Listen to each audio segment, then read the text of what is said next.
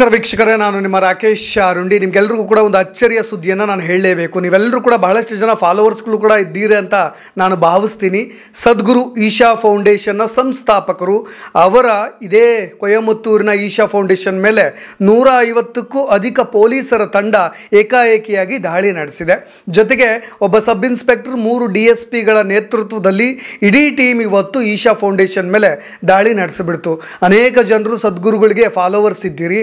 ಜೊತೆಗೆ ಇತ್ತೀಚಿನ ದಿನಗಳ ಅನೇಕ ಈ ಮಠ ಮಾನ್ಯಗಳನ್ನು ಕಟ್ಕೊಂಡಂಥ ಗುರುಗಳು, ಜೊತೆಗೆ ಆಧ್ಯಾತ್ಮಿಕತೆಯ ಪಾಠ ಮಾಡ್ತಕ್ಕಂಥ ಗುರುಗಳು ತೆರೆಮರೆಯಲ್ಲಿ ಏನೆಲ್ಲ ಕೃತ್ಯಗಳನ್ನು ಮಾಡ್ತಾರೆ ಅನ್ನೋದು ಕೂಡ ಸಹಜವಾಗಿ ನಿಮಗೆ ಗೊತ್ತೇ ಇದೆ. ಹಾಗಾಗಿ ಅನೇಕ ಜನರು ಈ ಆಧ್ಯಾತ್ಮಿಕ ಗುರುಗಳ ಬಗ್ಗೆ ಒಂದಿಷ್ಟು ನಿಲುವು ಒಲವುಗಳನ್ನು ಈಗಾಗಲೇ ಬದಲಿಸಿಬಿಟ್ಟಿದ್ದಾರೆ. ಯಾರನ್ನೂ ಕೂಡ ನಂಬಲಿಕ್ಕೆ ಹೋಗ್ತಾ ಇಲ್ಲ.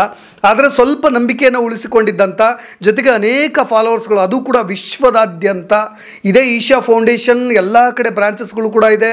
ಜೊತೆಗೆ ಅನೇಕ ಅಭಿಮಾನಿಗಳಿದ್ದಾರೆ, ಜೊತೆಗೆ ಅನೇಕ ಸ್ವಯಂ ಸೇವಕರಿದ್ದಾರೆ. ಅವರ ಪ್ರತಿಷ್ಠಾನದ ಅಡಿಯಲ್ಲಿ ಉಚಿತ ವಿದ್ಯಾಭ್ಯಾಸ ಸೇರಿದಂತೆ, ಉಚಿತ ಆಸ್ಪತ್ರೆಗಳು ಸೇರಿದಂತೆ ಒಂದಿಷ್ಟು ಕಾರ್ಯಗಳನ್ನು ನಿರ್ವಹಿಸ್ತಾ ಬರ್ತಾ ಇದೆ. ಆದರೆ ಇದೀಗ ಸದ್ಗುರುಗಳ ಮೇಲೆ ಒಂದು ಗುರುತರವಾದಂಥ ಆರೋಪ ಕೂಡ ಕೇಳಿ ಬಂದಿರೋದು.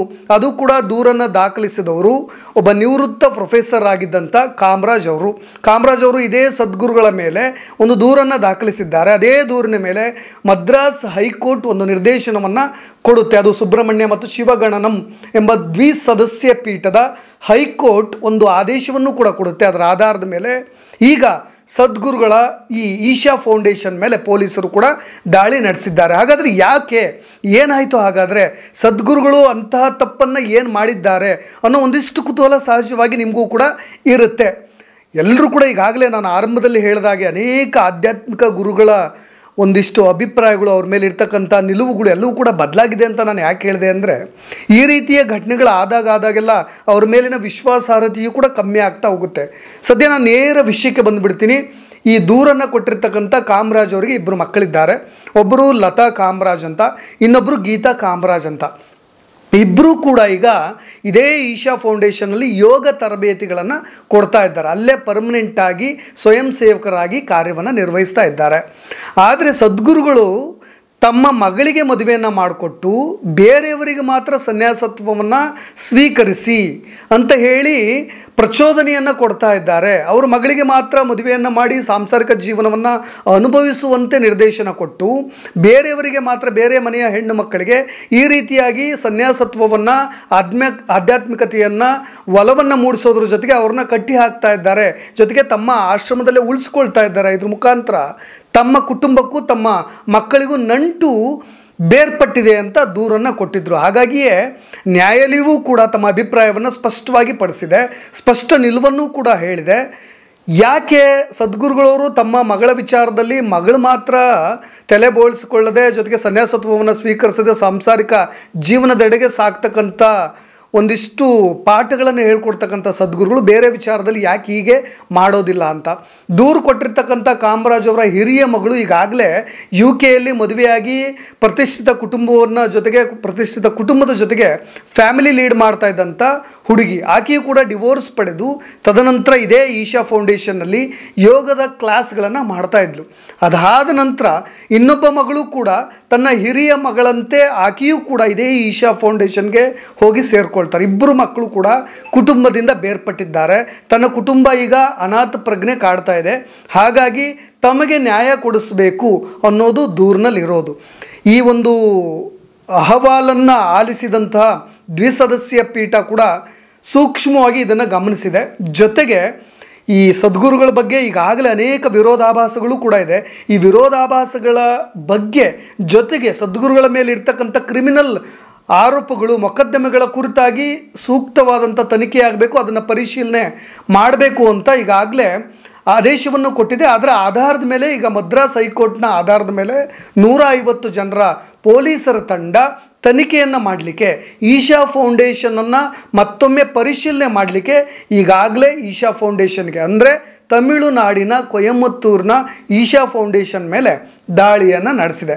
ಸ್ನೇಹಿತರೆ, ಇನ್ನೊಂದು ಇದೇ ಕಾಮರಾಜ್ ಅವರು ಮಾಡಿರೋ ಆರೋಪದಲ್ಲಿ ಇನ್ನೊಂದು ವಿಷಯವನ್ನು ಸ್ಪಷ್ಟವಾಗಿ ಉಲ್ಲೇಖಿಸಲಾಗಿದೆ. ಅಂದರೆ ಈಶಾ ಪ್ರತಿಷ್ಠಾನದ ವೈದ್ಯರ ಮೇಲೆ ಒಂದು ಫೋಕ್ಸೋ ಅಡಿಯಲ್ಲಿ ಒಂದು ದೂರು ಕೂಡ ದಾಖಲಾಗಿದೆ. ಅಂದರೆ ಆ ಈಶಾ ಪ್ರತಿಷ್ಠಾನದ ವೈದ್ಯರು ಫ್ರೀ ಎಜುಕೇಷನ್ ಅನ್ನೋದನ್ನ ಕೊಡ್ತಾರೆ. ಅಲ್ಲಿ ಒಂದು 12 ಬಾಲಕಿಯರ ಮೇಲೆ ಕಿರುಕುಳದ ಆರೋಪ ಕೂಡ ಇದೆ.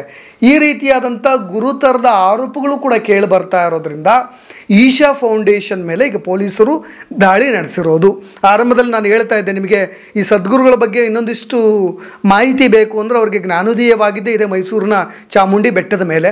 ಅವ್ರ ತಂದೆ ಡಾಕ್ಟರ್ ಆಗಿರ್ತಾರೆ, ಅದಾದ ಮೇಲೆ ಇವರಿಗೆ ಆಧ್ಯಾತ್ಮಿಕ ಒಲವು ಬರುತ್ತೆ. ಜೊತೆಗೆ ಇದೇ ಈಶಾ ಫೌಂಡೇಶನ್ನ ಕೊಯಮತ್ತೂರಿನಲ್ಲಿ ಸ್ಥಾಪನೆ ಮಾಡ್ತಾರೆ. ಅಲ್ಲಿ ನೀವು 112 ಅಡಿ approximate, I think if I am, ನಾನು ನಿಖರವಾಗಿ ಹೇಳ್ತಾ ಇದ್ದೀನಿ ಅಂತ ಭಾವಿಸ್ತೀನಿ, ಆ ಒಂದು ಏಕಶಿಲಾ ಬೆಟ್ಟದ ರೀತಿಯಾಗಿ, ಏಕಶಿಲಾ ಪ್ರತಿಮೆಯ ರೀತಿಯಾಗಿ ಶಿವನ ಸ್ಟ್ಯಾಚ್ಯೂವನ್ನು ನೋಡ್ಬೋದು. ಅಲ್ಲಿ ಇವರೊಂದು ಆಶ್ರಮ ಕೂಡ ಇದೆ, ಜೊತೆಗೆ ವಿಶ್ವದಾದ್ಯಂತ ಇದೆ.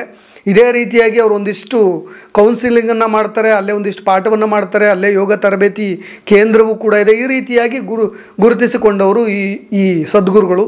ಜೊತೆಗೆ ಕಾವೇರಿ ಕಾಲಿಂಗ್ ಅಂತ ಮಾಡಿದ್ರು, ಜೊತೆಗೆ ಫ್ರೀ ಪ್ಲ್ಯಾಂಟ್ಗಳ ರೀತಿಯಾಗಿ ಒಂದಿಷ್ಟು ಗಿಡವನ್ನು ನೆಡುವ ಕಾರ್ಯಕ್ರಮಗಳನ್ನು ಮಾಡಿದ್ರು.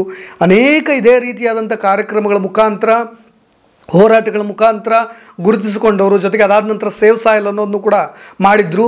ಆದರೆ ಇದೀಗ ಅವ್ರ ಮೇಲೆ ಈ ರೀತಿಯಾದಂಥ ಆರೋಪ ಕೇಳಿಬಂದಿರೋದು. ಇಲ್ಲಿ ನಾವು ಸೂಕ್ಷ್ಮವಾಗಿ ಗಮನಿಸಬೇಕು, ಈಶಾ ಫೌಂಡೇಶನ್ನಲ್ಲಿ ಸ್ವಯಂ ಸೇವಕರಾಗಿ ಕೆಲಸ ಮಾಡೋರು ಮದುವೆ ಆಗಿರಬೇಕಾ, ಅಥವಾ ಮದುವೆ ಆಗಿದ್ದವರು ಕೂಡ ಅಲ್ಲಿ ಸ್ವಯಂ ಸೇವಕರಾಗಿ ಕಾರ್ಯನಿರ್ವಹಿಸ್ಬೋದಾ ಅಂತ. ಅದೇ ಪ್ರತಿಷ್ಠಾನದ ಒಂದಿಷ್ಟು ಟೋಲ್ ಫ್ರೀ ನಂಬರ್ಗೆ, ಕಸ್ಟಮರ್ ಕೇರ್ ನಂಬರ್ಗೂ ಕೂಡ ನಾವು ಸಂಪರ್ಕಿಸಿ ವಿಚಾರಿಸಿದಾಗ ಅಲ್ಲಿ ಅವರು ವಾಲಂಟಿಯರ್ ಆಗಿರ್ತಾರೆ, ಆದರೆ ಮದುವೆ ಆದರೂ ಪರವಾಗಿಲ್ಲ, ಮದುವೆ ಆಗಿರಲು ಕೂಡ ಬಹುದು ಅಂತ. ಆದರೆ ಅನೇಕರು ಸಂಸಾರಿಕ ಜೀವನದಲ್ಲಿ ತುಂಬ ಕಷ್ಟಗಳನ್ನು, ನೋವುಗಳನ್ನು ಅನುಭವಿಸಿದ ನಂತರ ಈಶಾ ಪ್ರತಿಷ್ಠಾನದಲ್ಲಿ ಹೋಗಿ ಕಾರ್ಯವನ್ನು ನಿರ್ವಹಿಸ್ತಾರೆ, ಅದು ಸ್ವಯಂ ಸೇವಕರಾಗಿ ಅನ್ನೋದು ನನ್ನ ಅಭಿಪ್ರಾಯ ಕೂಡ. ಅದ್ರ ಬಗ್ಗೆ ಇನ್ನಷ್ಟು ಮಾಹಿತಿಗಳು ಬೇಕು ಅಂದರೆ ನೀವು ಈಶಾ ಫೌಂಡೇಶನ್ಗೆ ಕಸ್ಟಮರ್ ಕೇರ್ ನಂಬರ್ಗೆ ಫೋನ್ ಮಾಡಿ ಕೂಡ ತಿಳ್ಕೊಬೋದು. ಅದೇನೇ ಇರಲಿ, ಒಟ್ಟಾರೆಯಾಗಿ ತುಂಬ ನಂಬಿದ್ದಂಥ ಸದ್ಗುರುಗಳ ಮೇಲೆ ಈ ರೀತಿಯಾಗಿ ಏಕಾಏಕಿ ಅವ್ರ ಪ್ರತಿಷ್ಠಾನದ ಮೇಲೆ, ಜೊತೆಗೆ ಅವರ ಈಶಾ ಫೌಂಡೇಶನ್ ಮೇಲೆ ದಾಳಿ ನಡೆಸಿರೋದ್ರಿಂದ ಅಲ್ಲಿರ್ತಕ್ಕಂಥ ವಾಲಂಟಿಯರ್ಸ್ಗಳು ಕೂಡ ವಿಚಾರಣೆಗೆ ಒಳಪಡಿಸಲಾಗುತ್ತೆ, ಅವರ ಅಭಿಪ್ರಾಯಗಳನ್ನು ಕೂಡ ಪಡೆಯಲಾಗುತ್ತೆ. ಏನೆಲ್ಲ ನಡೀತಾ ಇದೆ, ನಿಮ್ಮ ಒತ್ತಾಯಪೂರ್ವಕವಾಗಿ ಇಲ್ಲಿ ಸೇರಿಸಲಾಗಿದೆಯಾ ಅಂತ. ನಿಮಗೆಲ್ಲ ಗೊತ್ತಿರುವಂತೆ ಈಗ ದೂರು ಕೊಟ್ಟಿರ್ತಕ್ಕಂಥ ಕಾಮರಾಜ್ ಕರೆಕ್ಟಾಗಿ ಡೈರೆಕ್ಟ್ಲಿ ಹೇಳಿಬಿಟ್ಟಿದ್ದಾರೆ, ನಮ್ಮ ಮಕ್ಕಳು ನಮ್ಮಿಂದ ದೂರವಾಗಿದ್ದಾರೆ ಅಂತ. ಆದರೆ ಅವ್ರ ಮಕ್ಕಳು ಗೀತಾ ಮತ್ತು ಲತಾ ಅವ್ರನ್ನ ನ್ಯಾಯಾಲಯದ ಮುಂದೆ ಹಾಜರುಪಡಿಸಿದಾಗ ಅವರು ನಮ್ಮ ಸ್ವ ಇಚ್ಛೆಯಿಂದಲೇ ನಾವಿದ್ದೀವಿ, ನಮ್ಗೆ ಯಾರೂ ಕೂಡ ಒತ್ತಡವನ್ನು ಹೇರಿಲ್ಲ, ಯಾರ ಒತ್ತಡದ ಮುಖಾಂತರವೂ ಕೂಡ ನಾವು ಸದ್ಗುರುಗಳ ಒತ್ತಡದ ಮುಖಾಂತರ ನಾನಲ್ಲಿ ಈಶಾ ಪ್ರತಿಷ್ಠಾನದಲ್ಲಿ ಏನು ಯೋಗ ತರಬೇತಿಗಳನ್ನು ಕೊಡ್ತಾ ಇಲ್ಲ ಅನ್ನೋದು ಕೂಡ ಅವರು ನಿಖರವಾಗಿ ಕಡ್ಡಾಯವಾಗಿ ಖಂಡಾತುಂಡವಾಗೂ ಕೂಡ ನ್ಯಾಯಾಲಯದ ಮುಂದೆ ಹೇಳಿದರು. ಜೊತೆಗೆ ಸದ್ಗುರುಗಳ ಪರ ವಕೀಲರು ಕೂಡ ಅದನ್ನೇ ವಾದ ಮಾಡಿದರು.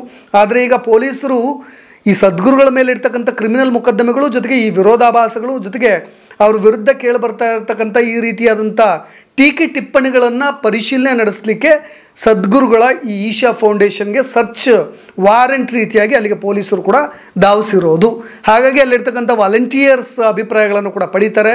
ಇಲ್ಲೇನಾದರೂ ಹಿಂಸೆಯಿಂದ ಅಥವಾ ಯಾರೋ ಒತ್ತಡದ ಮೇಲೆ ಅಥವಾ ಇಲ್ಲಿ ಏನಾದರೂ ಬೇರೆ ರೀತಿಯಾದಂಥ ಚಟುವಟಿಕೆಗಳು ನಡೀತಾ ಇದೆಯಾ, ಹೇಗಿರುತ್ತೆ ಇಲ್ಲಿ, ನೀವೇನು ಹೇಳ್ಕೊಡ್ತೀರಾ, ಜೊತೆಗೆ ಏನೆಲ್ಲ ಕೆಲಸಗಳಿರುತ್ತೆ, ಜೊತೆಗೆ ಎಲ್ಲೆಲ್ಲಿ ಈ ರೀತಿಯಾಗಿ ಆರೋಪಗಳು ಕೇಳಿ ಬಂದಿದೆಯಲ್ಲ, ವೈದ್ಯರ ಆರೋಪಗಳು, ಜೊತೆಗೆ ಅವೆಲ್ಲವನ್ನು ಕೂಡ ಕೂಲಂಕುಷವಾಗಿ ಪರಿಶೀಲನೆ ನಡೆಸಲಾಗುತ್ತೆ.